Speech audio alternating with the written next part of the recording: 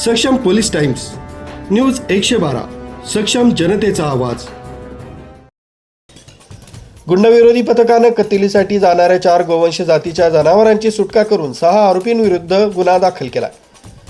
21/1/2026 रोजी गुंडाविरोधी पथकास गोपनीय माहिती मिळाली की द्वारका बागवानपुरा परिसरात गोवंश जातीची जनावरं कत्तलीसाठी घेऊन येणार आहेत। सदरची माहिती तात्काळ वरिष्ठांना देऊन गुंडाविरोधी पथकाचे प्रभारी सहाय्यक पोलीस निरीक्षक ज्ञानेश्वर मोहिते, पोलीस अंमलदार विजय सूर्यवंशी, प्रदीप ठाकरे, राजेश राठोड, अक्षय गांगुडे, गणेश भागवत, कल्पेश जाधव, दयानंद सोनवणे, घनश्याम महाले असे द्वारका बागवानपुरा परिसरात सापळा रचून थांबले असता गोपनीय माहितीप्रमाणे पहाटे 5 वाजता अशोक लेलँड कंपनीची दोस्त गाडी क्रमांक MH15 GV 9958 या वाहनात 4 गोवंश जातीची जिवंत जनावरं मिळून आली।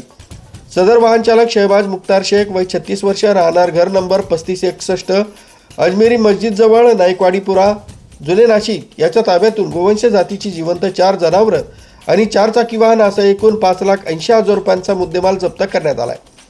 सदरच्या गोवंश जातीची जनावरं वाहन चालक शहबाज मुख्तार शेख यानं साहिल अकील कुरेशी, राहणार मसरूळ नाशिक याच्या कलानगर रिलायन्स पेट्रोल पंपाजवळ दिंडोरी रोड येथील गोठ्यातून गाडीत भरून आणले होते।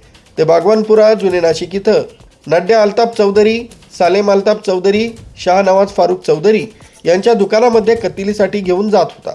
सदर अशोक लेलँड कंपनीची दोस्त गाडी क्रमांक MH15 GV 9958 ही अबू मुदस्सर, राहणार बागवानपुरा नाशिक यांच्या मालकीची असल्यानं सदर गुन्ह्यात आरोपी म्हणून शहबाज मुख्तार शेख, साहिल अकील कुरेशी, नड्या अल्ताफ चौधरी, सालेम अल्ताफ चौधरी, शाह नवाज फारुख चौधरी, अबू मुदस्सर यांच्या विरुद्ध प्राणी संरक्षण अधिनियमान्वये भद्रकाली पोलीस ठाणे इथे गुन्हा दाखल करण्यात आला आहे।